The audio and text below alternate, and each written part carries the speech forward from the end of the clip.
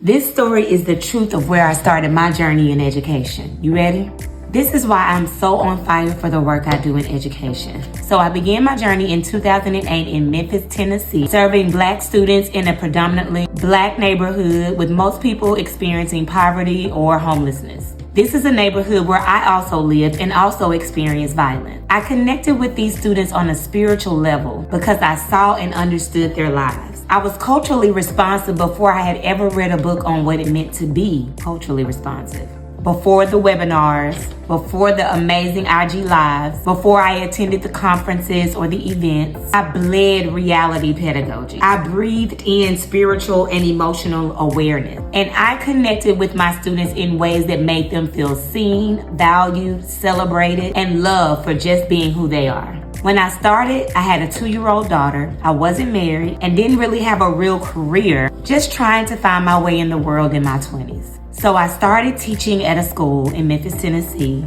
And during my first year of teaching, I saw a need and met a need. I started a group club for girls called Elite Girls because there were no other activities, no other clubs in the building. I began the Majorette Squad a couple years later without a lick of experience, but a heart to create space for girls to run it themselves, and we had a ball. I would take some of the girls home, got familiar with their families, and even got really close to a few of them, and they were my play daughters. I would pick them up from their homes, commune with their families, their neighbors, and experience their world on their time. See, this is what fueled my fire for a radical education that is rooted in sincere love and value for the people that I serve. See, I didn't see them, even in their impoverished and underserved communities, as a charity case or like I was their savior, but someone who could open a door where others had shut. I guess I was given radical love, radical acceptance before I even knew what that meant. And the fact that we even call that radical when it simply should be the norm speaks volumes to why I continue in this work. I moved from urban to rural districts, suburban even, from middle school to high school, from all Black schools to majority white schools, and have connected across so many diverse cultures and backgrounds. From the classroom to leadership, from K through 12 to higher education, I've learned a lot about the value of people and the heart posture we must all hold in the business of educating our youth and supporting the adults who educate them in their home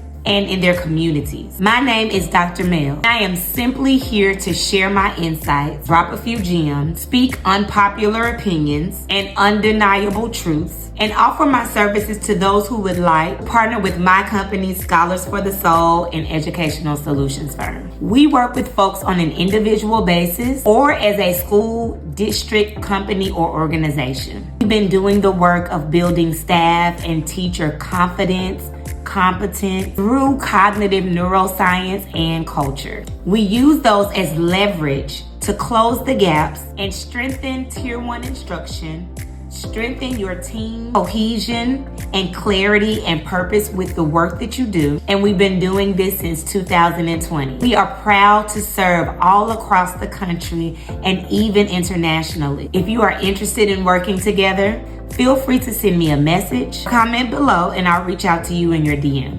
Otherwise, thank you so much for supporting this page. Every share, every save, every like is a boost of our message for centering the soul of every human being and building our confidence, capacity, competence as humans who are seeking to grow and thrive in this world. Thank you.